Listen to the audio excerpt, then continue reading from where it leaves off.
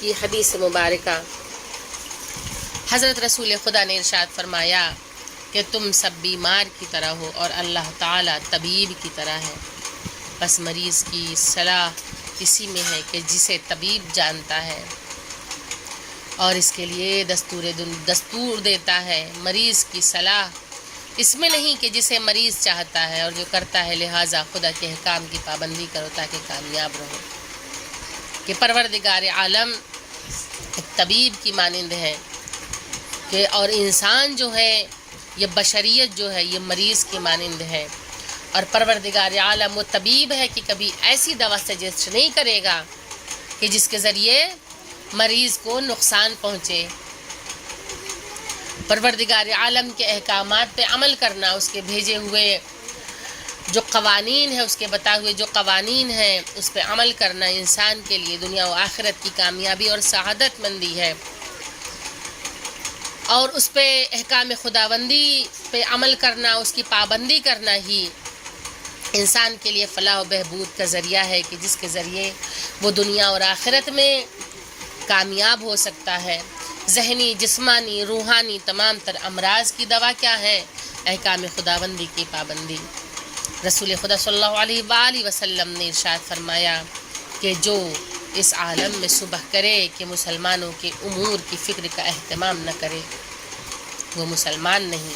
کہ ایک مسلمان بھائی کو دوسرے مسلمان بھائی کا خیال رکھنا ضروری ہے کہ ایک کا دوسرے پر حق ہے، اور اگر کوئی اس کی فکر نہ کرے تو کہا کہ وہ مسلمان نہیں ہے۔ اسی طرح جو مسلمانوں کی مدد کے لیے، مسلمانوں کو مدد کے لیے پکار رہا ہو، جو بھی اس کی آواز پر لبیک نہ کہے وہ بھی مسلمان نہیں ہے۔ کہ جب آواز دی جائے، تمام مسلمانوں کو آمادہ کیا جائے، تو اس کی آواز پہ لبیک کہہ کر اٹھ کھڑے ہوں اس کی مدد کے لیے۔ کہ جب بھی رسول خدا آواز دیں، جہاد کا حکم دیں، تو مسلمان کھڑے ہو جائیں آواز رسول پہ لبیک کہہ کر، اور یقین و اعتماد خداوندی کے ساتھ کہ پروردگار پہ یقین و اعتماد رکھ کر اپنے قدم کو اس کی راہ میں آگے بڑھائیں۔ رسول خدا نے ارشاد فرمایا کہ جب میری امت میں بدعتیں پھوٹ پڑیں تو عالم کی ذمہ داری ہے کہ وہ اپنے کو ظاہر کرے، اور جو ایسا نہ کرے اس پر اللہ کی لعنت۔ کہ اگر کسی قسم کی بدعت کو امت میں دیکھ رہا ہو اور عالم خاموش رہ جائے تو اللہ کی اس پر لعنت ہے، بلکہ ان بدعتوں کو دور کرنے کا، اس کے دور کرنے کا اسباب پیدا کرے کہ جس کے ذریعے انہیں مٹایا جا سکے، لوگوں کی اصلاح کرے۔ اگر کوئی عالم ایسا نہیں کرتا ہے تو اس نے ظلم کیا ہے اور خدا کی اس پہ لعنت دی ہے۔ رسول خدا نے ارشاد فرمایا کہ سب سے بدترین وہ شخص ہے جو اپنی آخرت اپنی دنیا کے لیے بیچ دے، یعنی کہ دنیا کی نعمتوں میں، اس کی رونقوں میں اس قدر غرق ہو جائے کہ اپنی آخرت کو بھلا دے اور اپنے دین و ایمان کا سودا کر لے، تو اس کے لیے کیا فرمائے کہ وہ بدترین شخص ہے۔ اور اس سے بھی بدتر وہ ہے جو اپنی دنیا جو اپنی آخرت دوسرے کی دنیا کے لیے بیچ دے۔ کہ دوسرے یعنی کہ خدا سے زیادہ دنیا پہ اعتماد کرے اور دنیا کے بتائے ہوئے راستے پہ چلے، آخرت کے راستے پہ نہ چلے، خدا و رسول کے راستے پہ نہ چلے، تو گویا اس نے اپنی آخرت کا سودا کر لیا ہے اور دنیا والوں کے پیچھے خود کو بھگائے جا رہا ہے، اور جو دنیا کے پیچھے بھاگے، دنیا والوں کے پیچھے بھاگے، تو ظاہر سی بات ہے کہ اسے آخرت میں کچھ ملنے والا نہیں ہے۔ تو ایسے لوگوں کو بھی بدترین کہا گیا ہے۔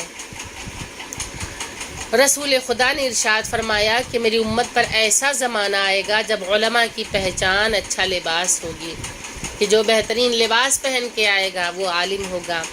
قرآن کی پہچان خوش الحافظ سے ہوگی، کہ صرف اور صرف قرآن کو لہن میں پڑھا جائے گا لیکن اس کے معنی و مطالب کو نہیں سمجھا جائے گا۔ قرآن کا عمیق دیکھا جائے گا، اس کا باطن نہیں دیکھا جائے گا۔ مولا کائنات کا قول ہے کہ قرآن کا ظاہر جتنا خوبصورت ہے اس کا باطن اتنا ہی زیادہ عمیق ہے، اتنا ہی زیادہ گہرا ہے۔ آج وہ دور آ چکا ہے کہ قرآن کو سجا کر پیش کیا جاتا ہے۔ جتنا خوبصورت قرآن ہمارے گھر میں ہو، اتنا زیادہ اچھی بات ہے. اور بغیر سوچے سمجھے جتنا اچھا ہم اسے پڑھ لیں بغیر غور و فکر کیے تو ایسے پڑھنے سے بھی کوئی فائدہ حاصل نہیں. کہ قرآن اپنے سمجھنے کی، اپنے تدبر کی، سوچنے سمجھنے کی دعوت دیتا ہے کہ قرآن میں انسان غور و فکر کرے، قرآن میں انسان تدبر اختیار کرے، قرآن کو انسان بہترین انداز سے پڑھے، قرآن کو انسان معنی و مطالب کے ساتھ پڑھے اور اس کے اوپر عمل کرنے کی کوشش کرے. خدا کی عبادت صرف رمضان المبارک میں ہوگی. کہ آج کا یہ دور کچھ اسی طریقے کا ہو چکا ہے کہ آج ہمیں دکھائی دیتا ہے کہ صرف ماہ رمضان کو ہی لوگ عبادت خداوندی کا مہینہ سمجھتے ہیں اور صرف اسی مہینے میں عبادت کرتے ہیں. مسجدیں بھری رہتی ہیں، صفیں اس قدر جمی ہوئی رہتی ہیں کہ بالکل جگہ نہیں ہوتی. کیا صرف ماہ رمضان ہی عبادت کے لیے ہے؟ نہیں، اللہ نے پوری زندگی انسان کو عبادت کرنے کے لیے کہا ہے، نہ کہ صرف ماہ رمضان میں انسان عبادت کرے. قرآن کی تلاوت بھی اگر ہوتی ہے تو ماہ رمضان میں ہوتی ہے، اس کے بعد سال بھر کوئی قرآن اٹھا کر نہیں پڑھتا ہے، نہ دیکھتا ہے، نہ اس میں غور و فکر کرتا ہے. تو صرف رمضان سے عبادت منسوب نہیں ہے، بلکہ عبادت انسان کے رات اور دن ہر چیز سے منسلک ہے. عبادت ہر مہینے میں، نہ کہ صرف رمضان میں کرنا ہے. عبادت پوری زندگی کرنا ہے، نہ کہ صرف ایک ہی مہینے کو ہم پکڑ کے بیٹھ جائیں. اور اللہ نے تو مقصد خلقت بھی ہمیں بتا دیا ہے کہ اس کی عبادت ہی ہمیں کرتے رہنا ہے. اور جب ایسا زمانہ آئے گا تو اللہ تعالیٰ میری امت پر ایسے بادشاہ کو مسلط کر دے گا جس کے پاس نہ علم ہوگا، نہ علم ہوگا، نہ رحم ہوگا. اب آج کل کا دور ہمیں نظر آ رہا ہے. بالکل ہم کرنٹلی اگر اپنے معاشرے پہ غور کریں، اپنی سوسائٹی پہ غور کریں، اپنے ملک پہ غور کریں تو رسول خدا کی یہ حدیث سچی ہوتی ہوئی محسوس ہوتی ہے. رسول خدا نے کیا فرمایا؟ میری امت میں ایسا زمانہ آئے گا جب علماء کی پہچان اچھے لباس سے ہوگی. تو آج آپ دیکھ لیجئے وہ بھی نظر آتا ہے. قرآن کے متعلق جو رسول خدا نے ارشاد فرمایا وہ بھی ہمیں نظر آتا ہے. عبادت کے متعلق جو رسول خدا نے ارشاد فرمایا وہ بھی نظر آتا ہے. جب یہ تینوں چیزیں جمع ہو جائیں تو اللہ ایک ظالم بادشاہ مسلط کر دیتا ہے. آج جو کچھ ہم فیس کر رہے ہیں، جتنی پرابلمس آج ہم دیکھ رہے ہیں، وہ کیا ہے؟ وہ بالکل ہمیں رسول خدا کا قول بالکل سچا محسوس ہوتا ہے کہ رسول خدا نے جیسا ارشاد فرمایا تھا وہ 1400 سال پہلے کہا تھا، لیکن ہر زمانے میں اس کی حقیقت سے لوگ اپنا رخ نہیں موڑ سکتے ہیں. آج ہم اس قدر پریشان ہیں اور ایسے سلاطین ہم پر مسلط ہیں کہ جن کے پاس نہ تو علم ہے، نہ تو علم ہے، نہ تو رحم ہے.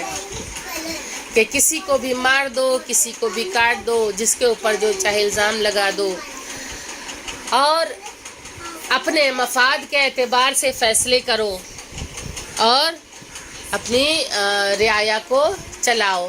تو یہ ساری چیزیں ہمیں آج نمایاں طور پہ نظر آ رہی ہیں. یہ